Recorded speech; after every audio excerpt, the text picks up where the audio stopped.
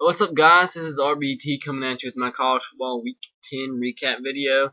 I'm just now settling down after the Alabama LSU game. If you haven't already seen my post game video, I was kind of excited at the time, so you can go watch that if you want to. But I'm just gonna go ahead and recap the week. It's really late, and I was kind of debating whether I should do this tonight or not. But with the extra hour of sleep I'd get, I guess I decided I'm deciding that I'm gonna go ahead and do it now. And I apologize if I keep having to look forward a little bit to the computer screen because I have to wear glasses and I don't like wearing them in my videos because they reflect weirdly, I guess, and I look kind of stupid. But so I can't really see that well right now. So if I keep having to look kind of close to the screen, that's why. But the games are going on right now. UCLA is absolutely killing Rich Rod's team. It's 66-10 right now. The score pretty much describes what's going on. It's an absolute beatdown. I don't think people really expected this, but UCLA is probably going to win that division in the Pac-12 and probably go up to Oregon to play in the Pac-12 championship game after winning tonight. Oregon State's now leading Arizona State 36-19 with about a minute left, so Oregon State's going to go to 7-1, and man, if they didn't lose last week to Washington, they'd probably be number 6 in the country next week in the polls. So that's a disappointment for Oregon State fans, but I'm pretty sure they'd be pretty thrilled with their season, more so than they already are if they beat Oregon last week in Corvallis. So we'll see how that goes. But that's the only two games still going on. Florida holds on to beat Missouri 14-7.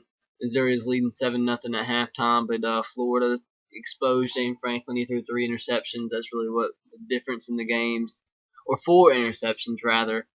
And couldn't get much going on offense, but Florida doesn't have that much of an offense aside from Mike Gillislee.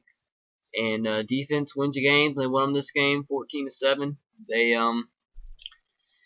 really can't control their own destiny. The only hopes of going to the SEC championship game was throttled today because I don't really think there's a chance that Georgia loses to Auburn next week. But stranger things has happened. Iowa State couldn't quite pull the upset over Oklahoma today. Oklahoma being 35-20. I thought the game was going to be a little bit closer than it was, and it was halftime. They got into within 1 point, and then Landry Jones went down with like 50 seconds left and scored a touchdown. And ever since that touchdown, the game was pretty much a blowout. Sorry, I have to get some water. I always got to drink some water from now on in these long videos because it's hard to talk for 20 minutes straight without drinking any water. So sorry about that.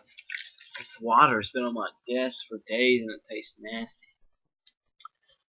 Vanderbilt absolutely throttles Kentucky 40-0. There's nothing else to say than the final score. They just come out to play.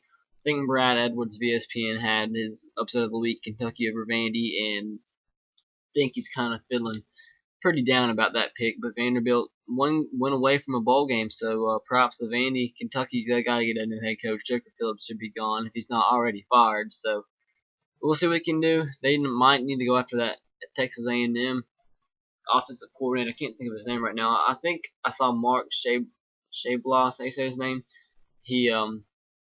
He said something about that on his Twitter. He probably really could make Kentucky relevant again with that offense. I mean, when you're with a team that has not many playmakers and not in a great recruiting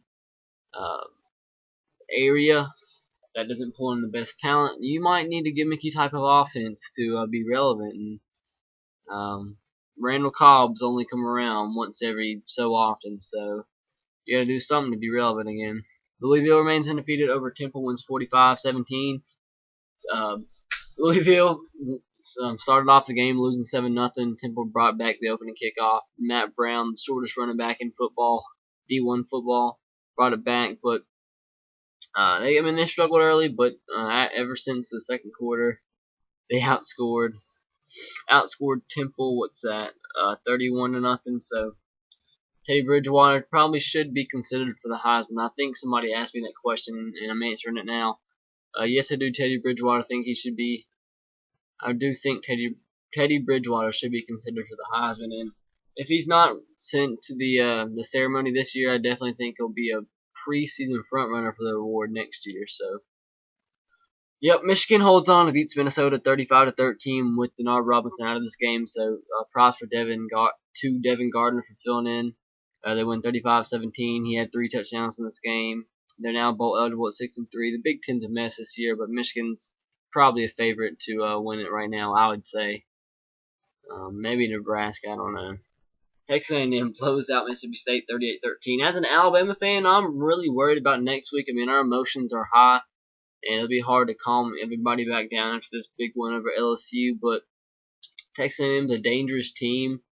We're going to be beat up. We're going to be tired. So it's going to be a tough game, and I think it's going to be very, very close next week. But that's for another video. Johnny Manziel, great game, man. He's an absolute stud. He's going to be a phenom for another 3 years at Texas A&M, and definitely think he'll win a Heisman before it's all said and done, because he's doing all this against SEC defenses as a freshman. So it'll be a fun one to watch. But they absolutely destroyed Mississippi State 38-17. Army beats Air Force, which is a shocker, really. They won 41-21.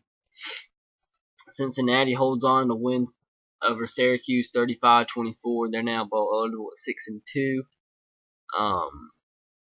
It says that much of Lago got benched, which was kind of surprised. He has been struggling as of late, but I think he's really pretty much their whole offense. So surprising to see he got benched, but they get the win now, bowl eligible. So yeah, boy, Tennessee has to hold on against Troy 55-48, which is ridiculous.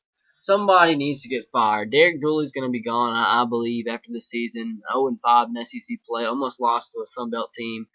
No excuse with the SEC talent team giving up 48 teams to a Sun Belt team who's not averaging. Let me check real fast. I know Troy's not averaging over 30-something points a game.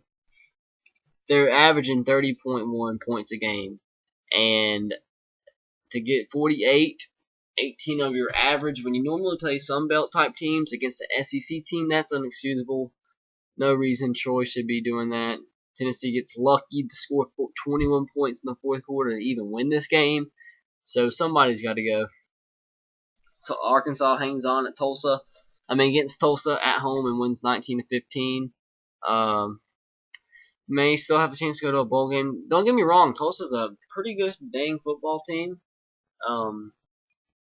If they wouldn't have lost to Iowa State week 1, they lost by 12, I think. It was like 35-23. Tulsa could be a ranked team. I mean, if they had won that game and won this game, they would be the BCS Busters this year, but they're not. Tulsa's always a good team. Got some good athletes that go in Oklahoma. They get the scraps from Texas and the scraps from Oklahoma, but they always put together a pretty good squad. But they fell a little bit short today against Arkansas. Auburn gets their first win since the Louisiana Monroe game. Wins 42-7 over New Mexico State. They were struggling early. A bunch of missed opportunities from Mexico State. They didn't convert on the fourth down, missed a field goal, and ever since then Auburn outscored them.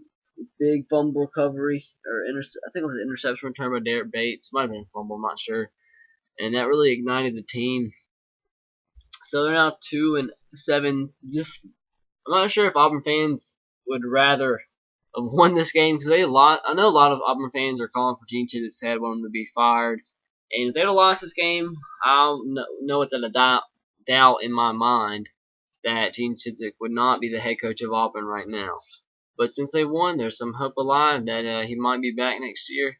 And we'll see, but I'm not sure if too many Auburn fans will be happy if Gene Chizik sticks around for another year. So that's that. Georgia Tech beats Maryland 33-13. This was kind of... God, that water's disgusting. I don't know what's in this crap. But Georgia Tech wins 33-13. This was expected because Maryland's down to the linebacker at quarterback. And it was just expected. Georgia Tech wins 33-13. Virginia upsets North Carolina State. I guess you could call this upset. Virginia's been terrible this year, but Phillip Sims playing quite well for the Cavaliers. They win 33-6 over North Carolina State. Don't know what has gotten to North Carolina State. Coming into the season, I thought they were going to have the best secondary in the country.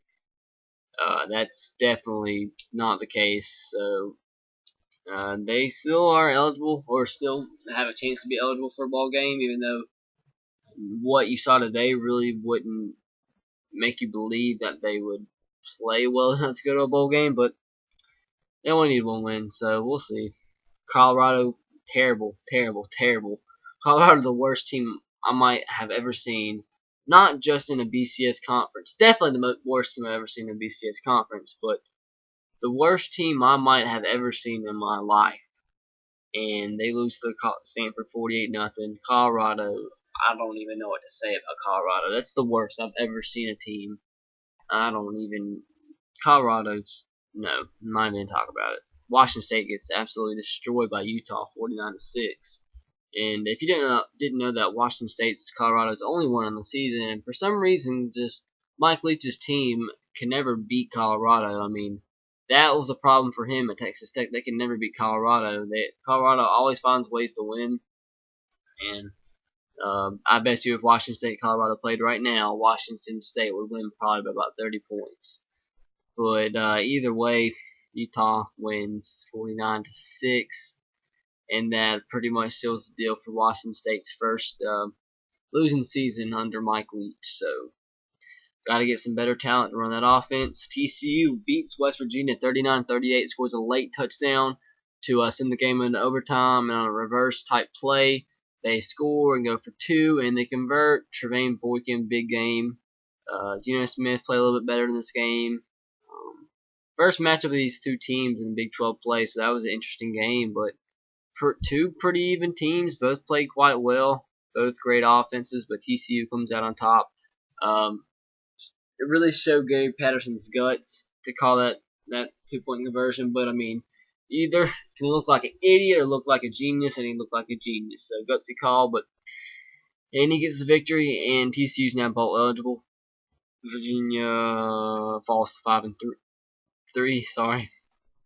And Georgia wins 37-10. And funny story about this, I was laying down watching this game. I was really tired, and it was about 3:30. I lay down and fell asleep, and it was 7-0. Might have been 10-0 when I fell asleep. And about an hour and a half later, I wake up and it's 37-10.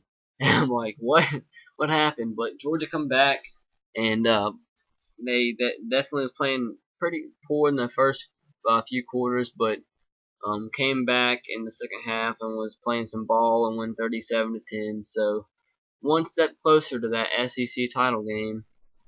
Indiana beats Iowa 24-21. This definitely was a shocker to me. I think I did say in my prediction video that this would be a close game, but I really didn't think Indiana with that talent would be able to beat a team like Iowa. But Iowa definitely having a down year. This Kirk Ferentz, I don't understand why Iowa fans worship him like he does. I mean, he just recently got an extension through 2020. I mean, he's going to be there for another 7-8 years. So they'll have to deal with that. And they definitely no excuse to be losing to teams like Indiana. But I mean, look at Indiana. They're 4-5.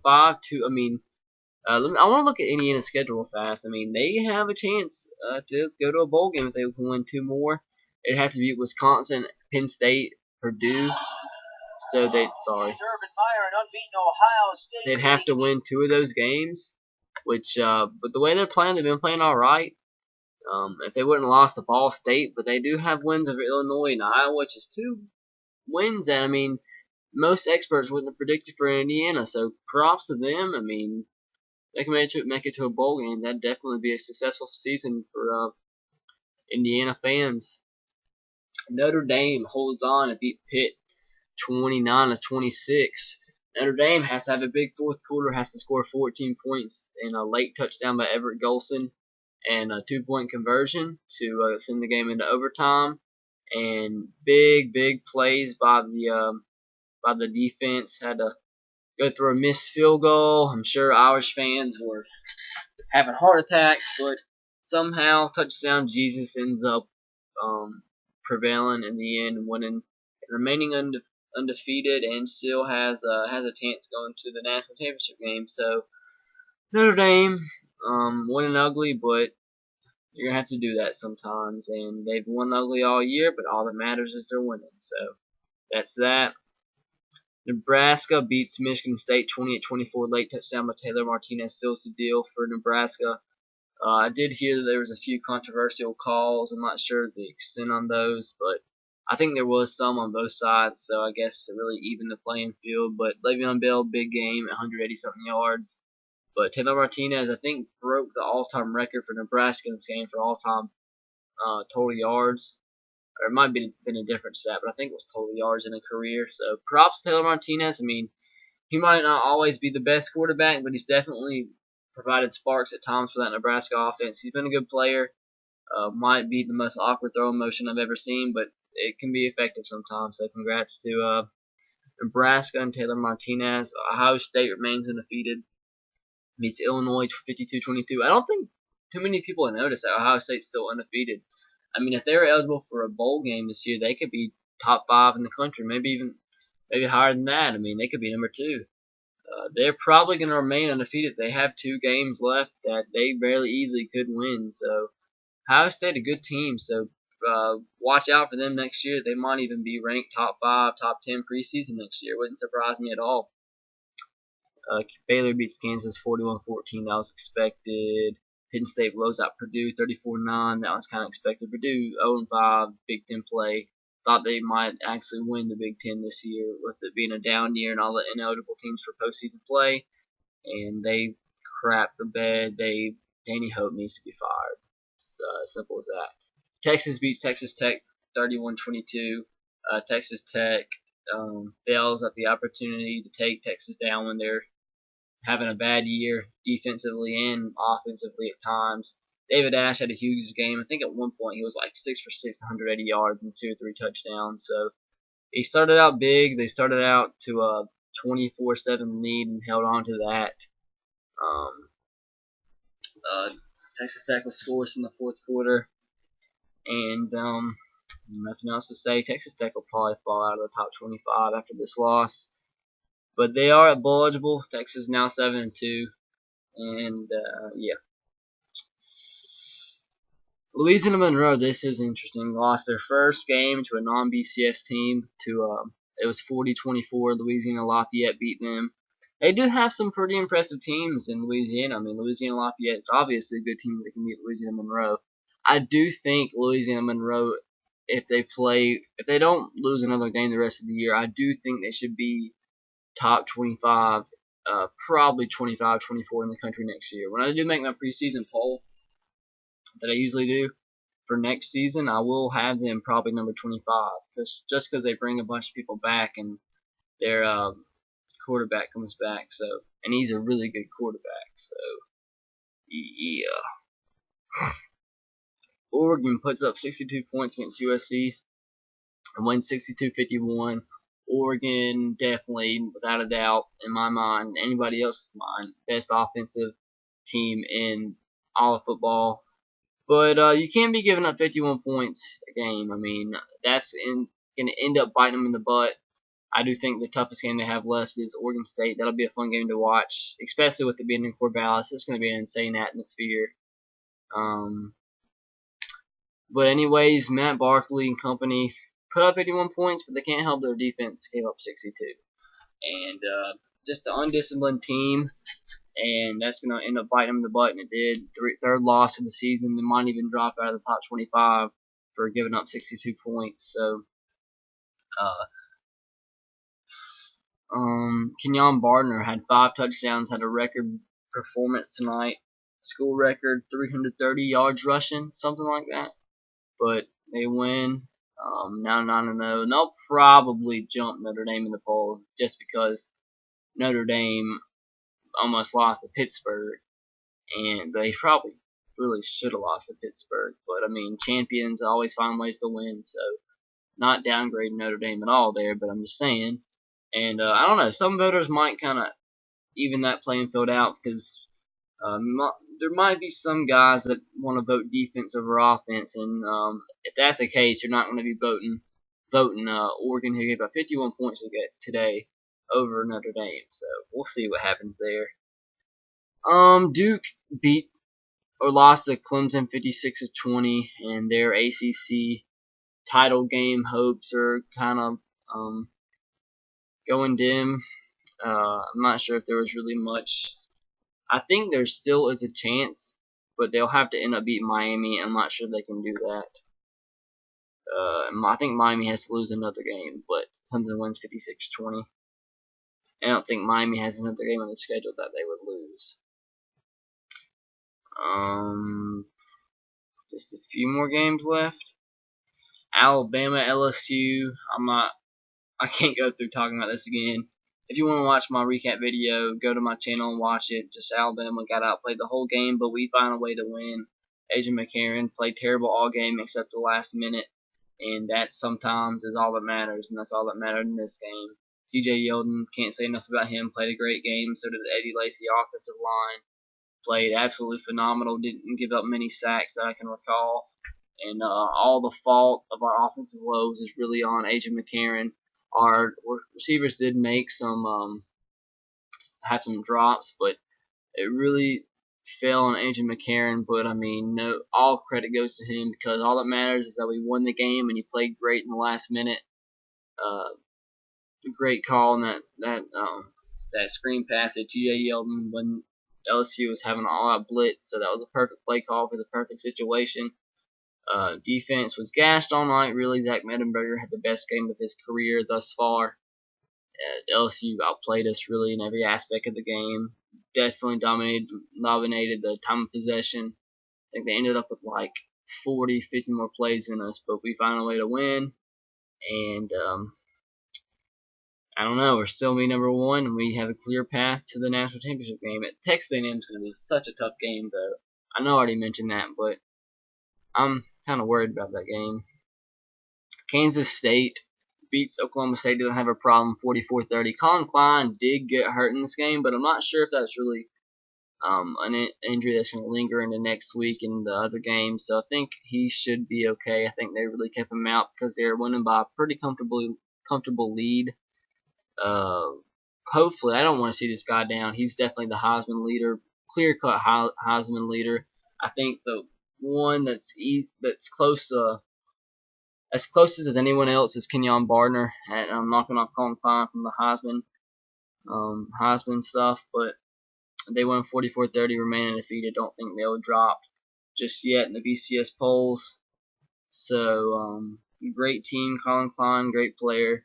Bill Snyder always finds a way to win games with the limited talent that he has. Extremely disciplined group of guys. They don't make any mistakes, and they find ways to win. And they found a way to win. They wrote a big second quarter this game, 24 points.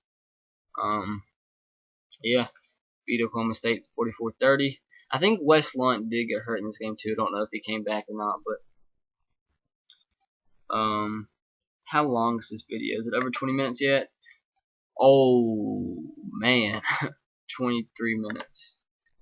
San Diego. Oh man, Boise State loses to San Diego State 21-19. So I thought Boise State was going to be a BCS buster this year, even with the one loss. But I mean, with this, they're going to be out of top 25, and that's pretty much final.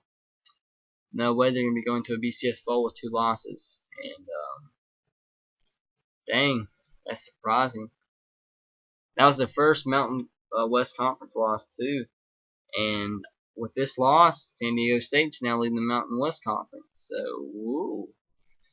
Miami beat Virginia Tech 30-12, and like I was saying earlier, I think Miami has to lose another game to not win their division. I think it's the Coastal Division. They'll have to lose to, if they don't lose to Virginia, Duke won't have a chance to go to the title game. But if Miami does lose to Virginia, the Duke matchup between Miami will determine who goes to the ACC title game, and I will pull for Duke any day of my life. If I see Duke having a chance to go to a BCS game, I'm definitely gonna pull for Duke, because that'll just be a fun story. If Duke could lose it, I want to look at Duke's schedule. If Duke could beat Georgia Tech and Miami. That will put them at 5-3. And man, so I think if Duke wins out, they'll go. I'm not sure, but I think if Miami loses Virginia, that makes it a lot easier. I'm not sure. We'll see. But it is quite critical for Duke to beat Georgia Tech this week. I'm not sure if they really can do that. But I guess that's it. Washington beat Cal 21-13, but that was expected. Cal's probably going to end up firing Jeff Tedford after this year. But I'm tired, man. I gotta go to sleep. It's 1:22 in the morning. I'll see you guys later. Hope you guys enjoyed. Please subscribe if you haven't already. Hope you enjoyed my videos because I put a lot of effort into them. But subscribe if you haven't already. And yeah, as always, roll tide, go Sox, and go Titans. I'll see you guys later.